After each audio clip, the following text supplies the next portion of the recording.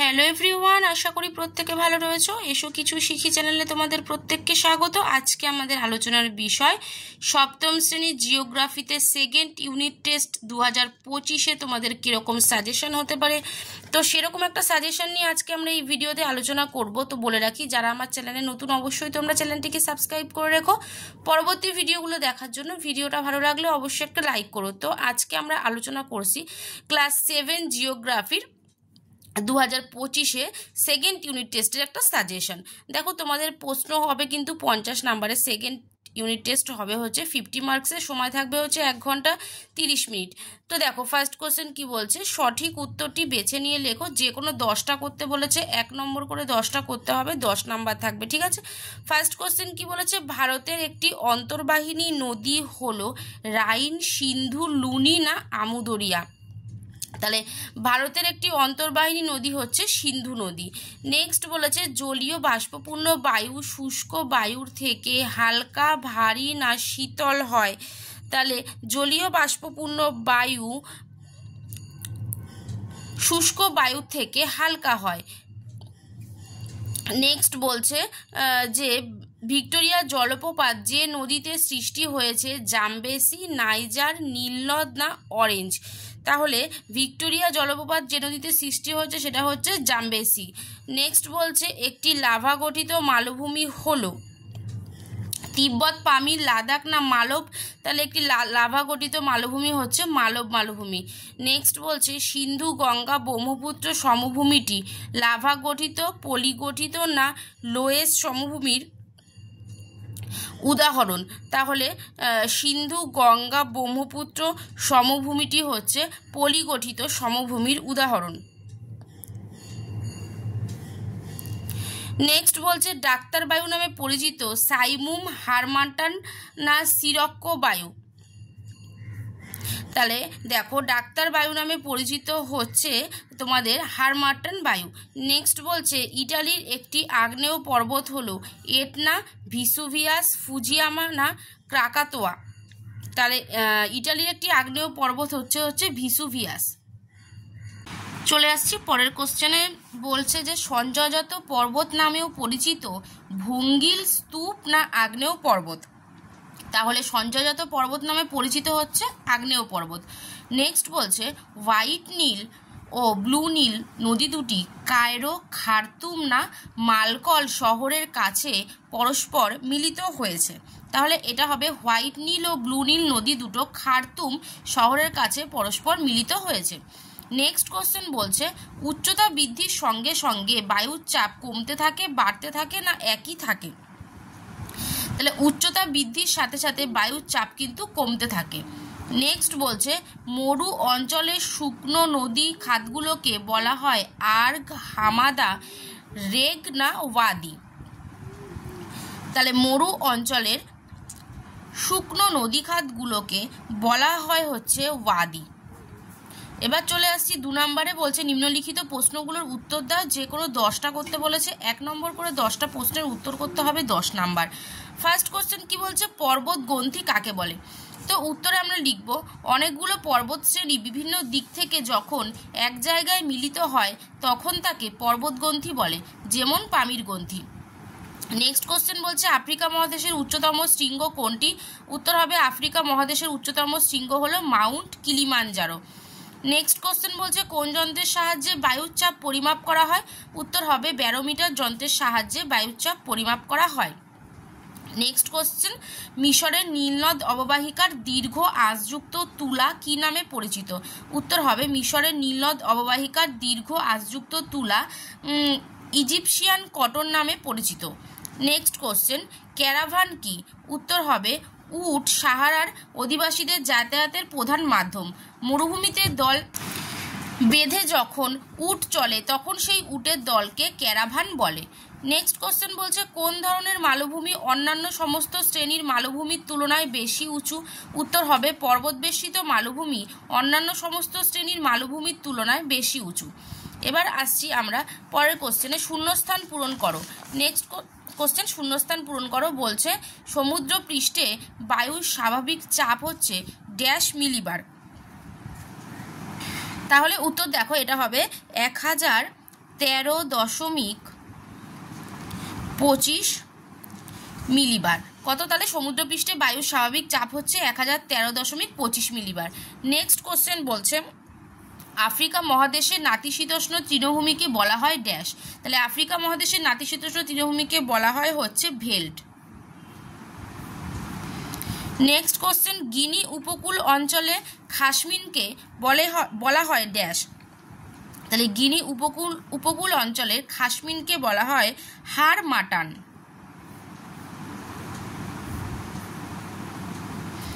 Next question Africa মহাদেশের সর্বোচ্চ শৃঙ্গ হলো ড্যাশ। উত্তর হবে আফ্রিকা মহাদেশের সর্বোচ্চ শৃঙ্গ হচ্ছে মাউন্ট কিলিমানজারো। Mount Kilimanjaro.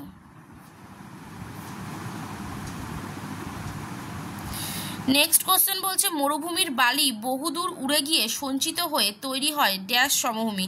এটা হবে লোয়েস্ট সমভূমি। মরুভূমির বালি বহুদূর উড়ে গিয়ে সঞ্চিত হয়ে তৈরি হয় হচ্ছে লোয়েস্ট সমভূমি। এবার আসছি পরের প্রশ্নে, বলছে মালভূমি কাকে বলে।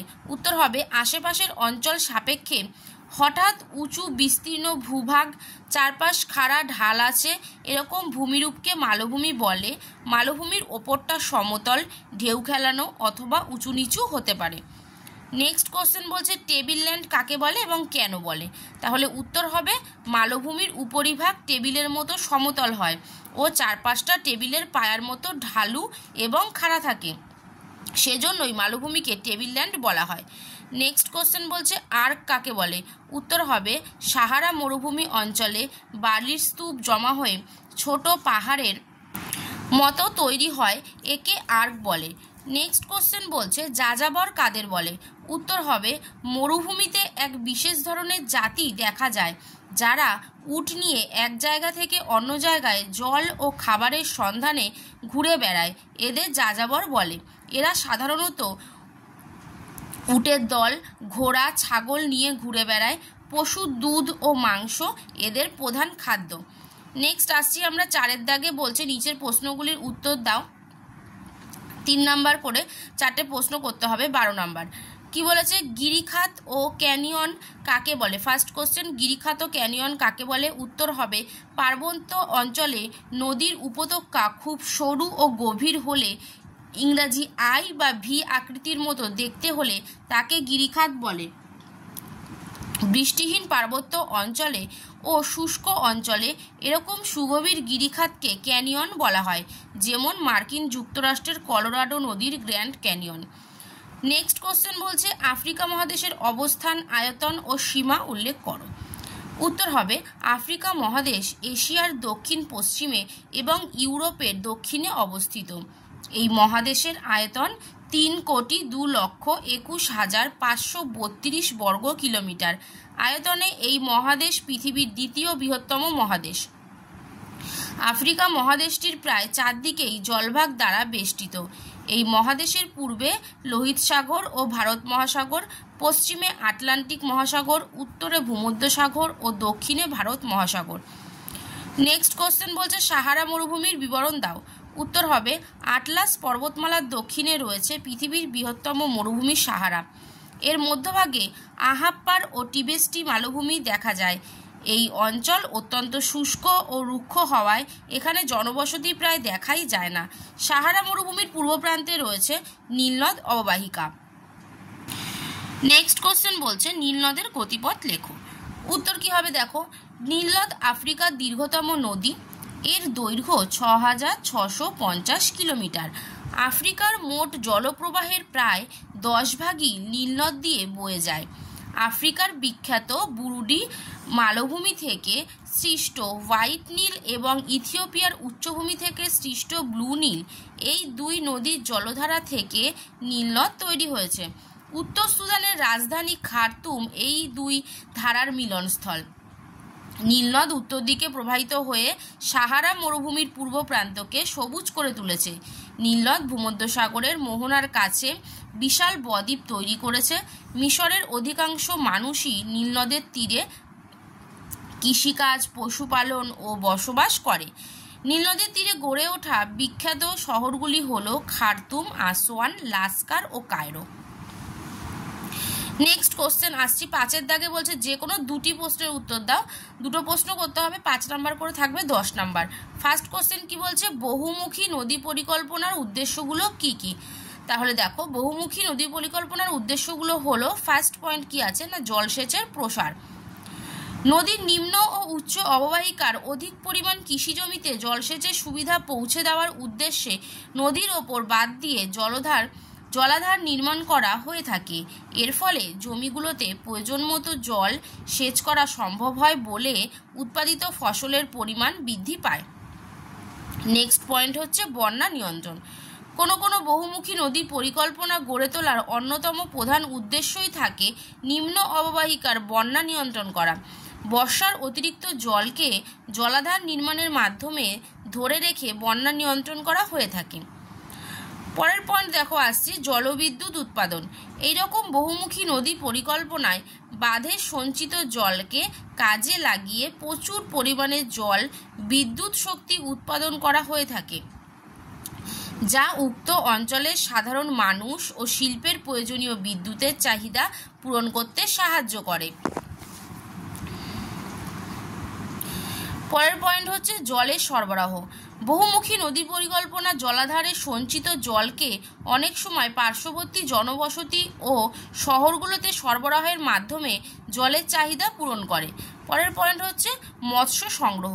কি লিখবো না, বাঁধে সঞ্চিত জলে মৎস্য শিকারের মাধ্যমে স্থানীয় মানুষের অর্থনৈতিক অবস্থার উন্নতি সাধিত হয়। নেক্সট কোশ্চেন বলছে আফ্রিকা মহাদেশের সংক্ষিপ্ত পরিচয় দাও। উত্তর হবে, আয়তনে ও জনসংখ্যায় পৃথিবীর দ্বিতীয় বৃহত্তম মহাদেশ আফ্রিকা। এই মহাদেশ একই সঙ্গে পৃথিবীর উত্তর দক্ষিণ এবং পূর্ব পশ্চিম গোলার্ধে অবস্থিত। 19বিংশ শতাব্দী পর্যন্ত আফ্রিকা বহু দেশ, ইউরোপ এবং উত্তর আমেরিকার কিছু দেশের উপনিবেশ ছিল। আফ্রিকার উত্তরে দুর্গম সাহারা মরুভূমি। আফ্রিকার মধ্যভাগে রয়েছে হিংস্র জীবজন্তুতে পূর্ণ নিবিড় ও দুর্ভেদ্য অরণ্য। এই মহাদেশের উপকূল অভগ্ন, উষ্ণ ও আর্দ্র জলবায়ু অস্বস্তিকর। এই মহাদেশের অভ্যন্তরে রয়েছে জলপ্রপাত, খরস্রোতা নদী। এখানে প্রায় সর্বত্রই বন্ধুর মালভূমি। হিংস্র ও নরখাদক আদিম অধিবাসীদের বসবাস করার কারণে আফ্রিকা মহাদেশকে অন্ধকারাচ্ছন্ন মহাদেশ বলা হতো। নেক্সট কোশ্চেন বলছে আমাদের জীবনে পর্বতের প্রভাব সম্পর্কে আলোচনা করো। তাহলে দেখো, পয়েন্ট হচ্ছে আমাদের জীবনে পর্বতের প্রভাব। ফার্স্ট লিখব, উঁচু পর্বতের বরফ গলা জল থেকে প্রচুর নদীর সৃষ্টি হয়। এই নদীগুলো থেকে সারা বছর জল পাওয়া যায়। যেমন হিমালয় পর্বত থেকে গঙ্গা, ব্রহ্মপুত্র, সিন্ধু নদীর উৎপত্তি হয়েছে। পরের পয়েন্টে লিখব, জলীয় বাষ্পপূর্ণ বাতাস পর্বতে বাধা পেয়ে বৃষ্টি হয়। হিমালয় পর্বতে বাধা পেয়ে দক্ষিণ পশ্চিম মৌসুমী বায়ু ভারতে বৃষ্টিপাত ঘটায়। নেক্সট পয়েন্ট, পর্বত বিরাট প্রাচীরের মতো উষ্ণ এবং শীতল বায়ুপ্রবাহকে আটকাতে পারে। শীতকালে সাইবেরিয়ার তীব্র ঠান্ডা বাতাসকে বাধা দিয়ে হিমালয় ভারতের শীতের তীব্রতা কমিয়ে দেয়। পরের পয়েন্ট হচ্ছে পার্বত্য অঞ্চলে সাধারণত মূল্যবান নরম কাঠের বনভূমি গড়ে ওঠে।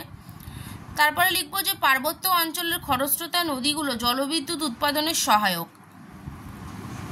6 নম্বর পয়েন্ট হচ্ছে কিছু কিছু পার্বত্য অঞ্চলে প্রচুর খনিজ সম্পদ পাওয়া যায়। পর্বতের শিলা, বোল্ডার, ছোট বড় পাথর ঘরবাড়ি তৈরির উপকরণ হিসাবে ব্যবহৃত হয়। তাহলে আজকে আমরা এই ভিডিওতে সপ্তম শ্রেণীর ভূগোলের দ্বিতীয় তোমাদের পর্যায়ক্রমিক মূল্যায়নের খুব সুন্দর একটা সাজেশন আলোচনা করে ফেললাম। অবশ্যই কিন্তু ভিডিওটা প্রত্যেকে দেখবে। ভালো লাগলে অবশ্যই চ্যানেলটাকে সাবস্ক্রাইব করে, যারা ভিডিওটা এখনো লাইক করোনি অবশ্যই লাইক করে দিও। তো আজকের মতো এ পর্যন্তই, দেখা হবে নেক্সট ভিডিওতে।